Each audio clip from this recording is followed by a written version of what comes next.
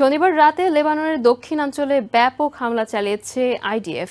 Golan হাইটসের football মাঠে rocket হামলায় 12 শিশু কিশোর নিহত হওয়ার ঘটনায় হিজবুল্লাহকে দায়ী করে ওই হামলা চালায় আইডিএফ।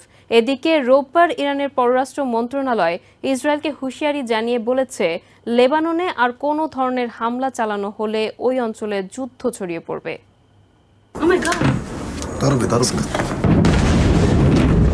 ইসরায়েল নিয়ন্ত্রিত গোলান হাইটসে রকেট হামলায় শিশুসহ 12 জন নিহত হওয়ার জবাবে লেবাননে ব্যাপক হামলা চালিয়েছে আইডিএফ। শনিবার দিনগত রাতে লেবাননের দক্ষিণাঞ্চলের 7টি অবস্থান লক্ষ্য করে একযোগে হামলা চালানো হয়। তেল আভিভ দাবি করেছে, হিজবুল্লাহর অস্ত্রভান্ডার লক্ষ্য করে ওইসব হামলাগুলো চালানো হয়েছে। এর আগে গোলান হাইটসে হামলার কড়া জবাব দেওয়ার হুঁশিয়ারি দেন ইসরায়েলের প্রতিরক্ষা মন্ত্রী ইয়োভ গ্যালান্ট। এটি একটি দুঃখজনক ঘটনা। ওই হামলায় নিরপরাধ শিশুরা প্রাণ হারিয়েছে। এমন ঘটনা অত্যন্ত হৃদয় বিদারক। এর জন্য হিজবুল্লাহ দায়ী। এর মূল্য তাদের দিতে হবে। এদিকে হিজবুল্লাহর পক্ষ থেকে এই হামলার অভিযোগ প্রত্যাখ্যান করা হয়েছে। তবে ইসরায়েল দাবি করে 7 অক্টোবরের পর ইসরায়েলি ভূখণ্ডে সবচেয়ে বড় প্রাণঘাতী হামলা এটি। অন্যদিকে ওই হামলার পরপরই ওয়াশিংটন থেকে ভিডিও বার্তা দেন ইসরায়েলি প্রধানমন্ত্রী বেঞ্জামিন নেতানিয়াহু। ঘটনার পর থেকেই আমি এ বিষয়ে খোঁজ খবর নিচ্ছি। একই সাথে ওয়াশিংটন সফর সংক্ষিপ্ত করে দেশে ফেরারও সিদ্ধান্ত নিয়েছি। দেশে ফিরেই আমি মন্ত্রিসভার বৈঠকে যোগ দেব। আইডিএফ জানিয়েছে, আয়রন ডোম খ্যাত তাদের এয়ার ডিফেন্স সিস্টেম কেন এই হামলা প্রতিহত করতে ব্যর্থ হয়েছে তা খতিয়ে দেখা হচ্ছে। প্রত্যক্ষদর্শীদের অনেকের অভিযোগ, ইসরায়েলের এয়ার ডিফেন্স সিস্টেম এখন আর আগের মতো কার্যকর নয়। আমি সবাইকে মনে করিয়ে দিতে চাই, গত 10 মাসে এই এলাকা লক্ষ্য করে 5 বার রকেট হামলা চালানো হয়েছে। এটাই প্রথমবার নয়। এবারের হামলাটি অবশ্যই সবচেয়ে শক্তিশালী হামলা ছিল। ফুটবল ম্যাচ চলাকালে হামলাটি চালানো হয়। গত 10 মাসে হিজবুল্লাহ ও ইসরায়েলের মধ্যে অসংখ্যবার হামলা পাল্টা হামলার ঘটনা ঘটেছে। তবে সরাসরি যুদ্ধে জড়ায়নি দুই প্রতিপক্ষ। এদিকে লেবাননের নতুন অভিযান পরিকল্পনা নিয়ে ইসরায়েলকে হুঁশিয়ার করেছে ইরান।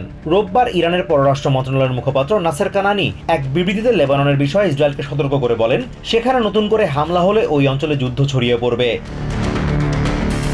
কিউবার হাভানা বন্দরে আবারও নোঙর করেছে রুশ যুদ্ধজাহাজের বহর।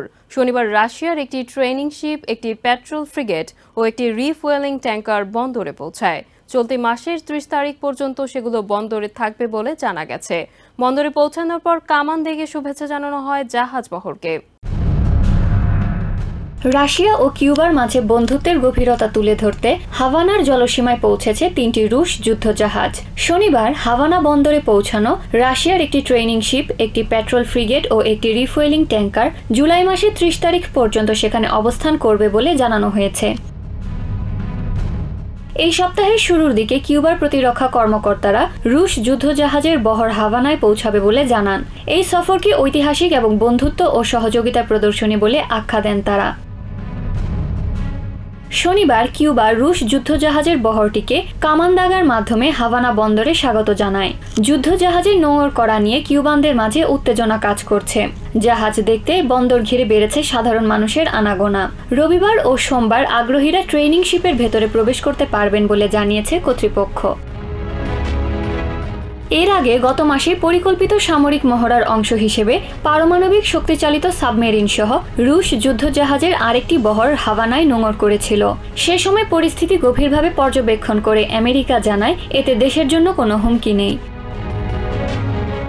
বিশেষজ্ঞরা জানান, রুশ যুদ্ধজাহাজের ক্যারিবিয়ান অঞ্চল সফর ছিল ইউক্রেনের প্রতি পশ্চিমা দেশগুলোর অব্যাহত সমর্থনের বিরুদ্ধে মস্কোর শক্তির প্রতীকী প্রদর্শনী মাত্র। কিউবার দীর্ঘ সময়ের মিত্র রাশিয়া। বিভিন্ন সময় রুশ যুদ্ধজাহাজ ও বিমান ক্যারিবিয়ান অঞ্চলে প্রবেশ করে হাভানায় নোঙর করে। যদিও কিউবা রুশ পররাষ্ট্রনীতির মূল খেলোয়াড় নয়, তবে ফ্লোরিডা থেকে এই বন্দরের দূরত্ব 100 মাইলেরও কম হওয়ায় মস্কো হাভানাকে কৌশলগত কারণে গুরুত্বপূর্ণ হিসেবে দেখে। ওয়াইমিংয়ে ব্যক্তিগত একটি বিমান বিধ্বস্ত হয়ে জনপ্রিয় সঙ্গীতের দল দ্য নেলন্সের 3 সদস্য সহ 7 জন নিহত হয়েছেন। শুক্রবার দুপুরে এই দুর্ঘটনা ঘটে। ন্যাশনাল ট্রান্সপোর্টেশন সেফটি বোর্ড জানিয়েছে, প্রাথমিকভাবে তারা ধারণা করছে বিমানটি অটো পাইলটজনিত ত্রুটির কারণে বিধ্বস্ত হয়েছে। অন্যদিকে ক্যাম্পেল ফায়ার ডিপার্টমেন্টের ধারণা দাবানলের কারণে বিমানটি দুর্ঘটনার কবলে পড়তে পারে।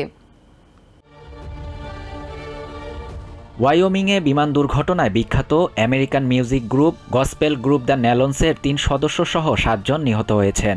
একটি সঙ্গীত অনুষ্ঠানে যাওয়ার পথে শুক্রবার দুপুর 1টার দিকে ব্যক্তিগত ওই বিমানটি বিধ্বস্ত হয়।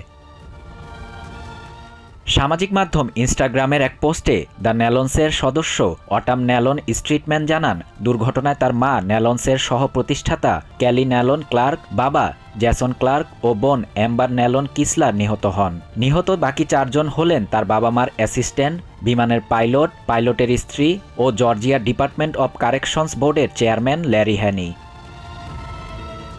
অটাম জানান, তিনিও তার স্বামী আরেক বিমানে সিয়াটলে অবতরণ করার পরপরই দুর্ঘটনার কথা জানতে পারেন। পরিবারের সবাইকে হারিয়ে পাগলপ্রায় অটাম। সবাইকে নিহতদের জন্য প্রার্থনা করতে বলেন তিনি। জর্জিয়ার গভর্নর ব্রান ক্যাম্প সামাজিক মাধ্যম এক্সে এক পোস্টে নিহতদের প্রতি শোক জানিয়েছেন। ক্যাম্বেল কাউন্টি কর্তৃপক্ষ ধারণা করছে যান্ত্রিক ত্রুটির কারণে বিমানটি দুর্ঘটনার শিকার হয়েছে। অপরদিকে স্থানীয় ফায়ার ডিপার্টমেন্টের ধারণা দাবানলের কারণে বিমানটি দুর্ঘটনার কবলে পড়ে থাকতে পারে। ন্যাশনাল ট্রান্সপোর্টেশন সেফটি বোর্ডের মুখপাত্র বলছেন, প্রাথমিকভাবে তারা ধারণা করছে বিমানটি অটো পাইলটজনিত সমস্যার কারণে বিধ্বস্ত হয়। নিউ ইয়র্ক থেকে সম্প্রচারিত TVN 24 টেলিভিশন বিশ্বজুড়ে বাঙালির কণ্ঠস্বর।